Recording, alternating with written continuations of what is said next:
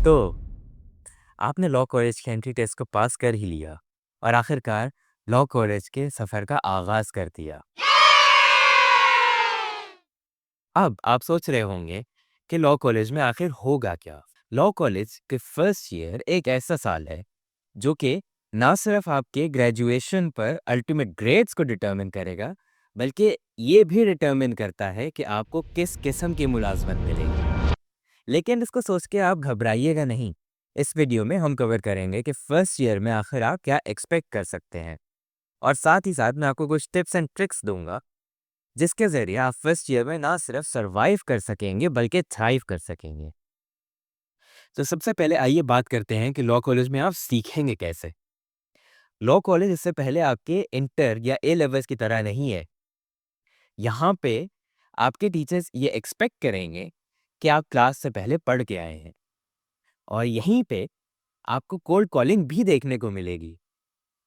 फर्ज कीजिए क्लास से एक रात पहले आपने तमाम केस पढ़ लिया, तमाम फैक्ट समझ लिए, तमाम प्रिंसिपल समझ लिए, तमाम लॉ समझ लिए और उनकी एप्लीकेशन समझ ली।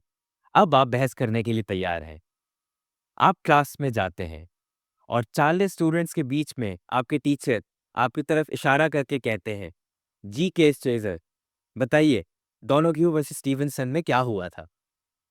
अब सोचने को तो ये एक बहुत डरावना ख्वाब है, और जब किसी के साथ होता है तो हमेशा याद रहता है। ये जनाब है कोल्ड कॉलिंग। इसका मकसद हरगिज आपको शर्मिंदा करना नहीं है, बल्कि ये आपको वकील के तौर पर सोचना सिखाता है।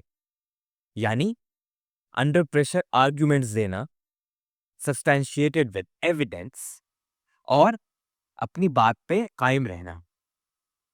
अब यहाँ पे मेरी पहली प्रैक्टिकल टिप आती है, और वो ये कि क्लास में पीछे किसी लाइन में बैठकर ये ना सोचिएगा कि टीचर आपको देखे ना, बल्कि हालात पर खुद काबू पाइए और रज़ाकाराना तौर पे बहस में हिस्सा लीजिए। इससे आपको 2 फ़ायदे होने वाले हैं। पहला ये कि आपके अंदर खुद एतमादी आएगी, और दूसरा ये कि टीचर्स आमतौर पे जो रज़ाकाराना तौर पे बहस में हिस्सा लेते हैं, उनके साथ नरमी बरतते हैं। एक और टेक्नीक जो मैं नॉर्मली लॉ कॉलेज में किया करता था, वो ये कि केसेस की समरी एक पोस्ट-इट नोट पे लिख लिया करता था।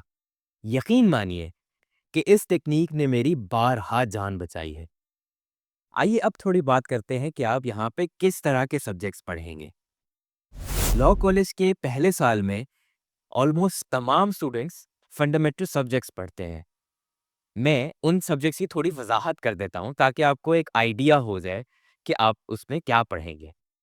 कॉन्ट्रैक्ट लॉ, जैसा कि नाम सजेस्ट कर रहा है, उन कवानीन का नाम है जो कॉन्ट्रैक्ट से रिलेट करते हैं। यहाँ पे आप ये भी सीखेंगे कि essential ingredients of a contract है क्या, और अगर पार्टीज के बीच में डिस्प्यूट हो जाए तो उसकी रेजोल्यूशन कैसे होगी, और अगर कॉन्ट्रैक्ट टूट जाए तो उस सूरत में क्या रेमेडीज अवेलेबल हैं। एक बहुत मजेदार टॉपिक जो आप यहाँ पढ़ेंगे वो प्रोमिसरी एस्टॉपल का कॉन्सेप्ट है। प्रोमिसरी एस्टॉपल आपको मैं एक मिसाल के तौर पे बताता हूँ। फर्ज कीजिए आपका मालिक मकान आपसे कहता है कि आप अपार्टमेंट को अपने खर्चे से पेंट कर लीजिए, और इसके बदले अगले महीने के किराए में से मैं कुछ कमी कर दूंगा। अब जब अगले महीने के किराए की अदायगी का वक्त आता है तो मालिक मकान अपनी बात से मुकर जाता है। इन्हीं मौके पे प्रोमिसरी एस्टॉपल लागू होता है। क्रिमिनल लॉ, यहाँ पे आप फौजदारी मुकदमात के बारे में कानून पढ़ेंगे। अगर आपने बचपन में अदालत शो देखा है तो ये क्लास आपको बहुत पसंद आने वाली है। इस क्लास में ना सिर्फ आप सीखेंगे कि क्राइम होता क्या है, बल्कि आप उसके इंग्रेडिएंट समझेंगे, आप उसके डिफेंसेस समझेंगे, और आपको समझाया जाएगा कि यहाँ पे सेंटेंसेस क्या होती हैं, कितनी होती हैं और क्यों होती हैं। बहुत सारे स्टूडेंट्स जिनमें मैं खुद शामिल था, इस क्लास को लॉ कॉलेज की सबसे दिलचस्प तरीन क्लास समझते हैं। जुरिस्प्रूडेंस, फिका, यानी कानून का फलसफा। यहाँ पे आप पढ़ेंगे कि जुडिशियल सिस्टम्स में क्या के पीछे क्यों का राज क्या है। थोड़ी वजाहत कर देता हूँ। इस क्लास के इख्तिताम में आप इस सवाल का जवाब दे सकेंगे कि कानून होता क्या है और इसकी अमल दरामद क्यों ज़रूरी है। इस क्लास में आप नेचुरल लॉ और लीगल पॉजिटिविज्म का कॉन्सेप्ट भी पढ़ेंगे। नेचुरल लॉ के मानने वाले ये कहते हैं कि तमाम कवानीन इंसानों के बेसिक मोरल प्रिंसिपल्स के ऊपर बने हुए हैं। यानी जो नेचर ने हमें कानून दिए हैं, एज इट इज़ वही कानून हम लोगों ने अपने सोसाइटी में लगाए हैं। जबकि इसके बरस लीगल पॉजिटिविज्म वाले ये मानते हैं कि नेचुरल लॉ लीगल प्रिंसिपल्स से मुख्तलिफ है। यानी मोरल प्रिंसिपल्स अलहदा हैं और लीगल प्रिंसिपल्स अलहदा हैं। और लीगल प्रिंसिपल्स की इन्फोर्समेंट इंसानों के बनाए हुए कवानीन के थ्रू होती है।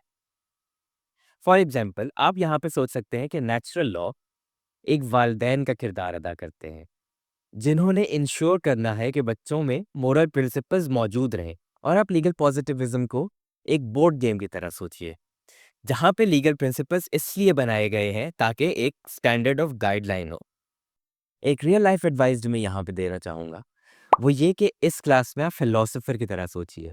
और फिलोसोफर का सबसे ज़रूरी काम क्या है कि वो मुख्तलिफ कॉन्सेप्ट्स पे तनकीद करे। यहाँ पे जिन कॉन्सेप्ट से आप अग्री नहीं करते उनके ऊपर बहस कीजिए। फॉर एग्जाम्पल, सोचिए कि एक इलाके के लोगों पे उनकी हुकूमत टैक्स लगा देती है। अब यहाँ पे नेचुरल लॉ के मानने वाले ये कहेंगे कि टैक्स की अदायगी इसलिए ज़रूरी है कि इससे आम लोगों की मदद होगी। जबकि लीगल पॉजिटिविज्म वाले यहाँ पे ये कहेंगे कि इस कानून की अमल दरामद इसलिए ज़रूरी है क्योंकि ये एक कानून है। ये क्लास आपको ये भी सोचने पे मजबूर करेगी कि क्या एआई को राइट्स मिलने चाहिए? क्या एआई की आमद से इंसान की डेफिनेशन तब्दील हो गई है? ये तमाम वो इंटरेस्टिंग चीज़ें हैं जो आप जो स्टूडेंट्स में पढ़ेंगे। टॉर्ट्स यानी गलतियों का कानून। यहाँ पे आप पढ़ेंगे कि एक शख्स की गफलत से किसी और शख्स को कैसे नुकसान पहुंच सकता है। मिसाल के तौर पे, आप किसी स्टोर में जाते हैं और वहां आप गीले फर्श के ऊपर फिसल जाते हैं। अब कहने को ये एक टॉर्ट है। टॉर्ट्स में एक बहुत मशहूर केस जो आप पढ़ेंगे वो है मैकडॉनल्ड्स हॉट कॉफ़ी केस, जहां पे खातून ने मैकडॉनल्ड्स को इस बात पे सू कर दिया कि उसकी कॉफ़ी बहुत ज़्यादा गर्म थी। और जब वो गलती से उस खातून पे गिर गई तो वो उससे झुलस गई। अब ये ऐसे प्रिंसिपल्स देता है जो ना सिर्फ लॉ के ऊपर अप्लाई होते हैं बल्कि हमारी डेली लाइफ के ऊपर भी अप्लाई होते हैं। प्रॉपर्टी लॉ, जैसा कि नाम सजेस्ट कर रहा है, यहाँ पे आप प्रॉपर्टीज के मुतालिक लॉस पढ़ेंगे। ख्वाह वो प्रॉपर्टी मूवेबल हो, इमूवेबल हो, टेंजिबल हो, इनटेंजिबल हो।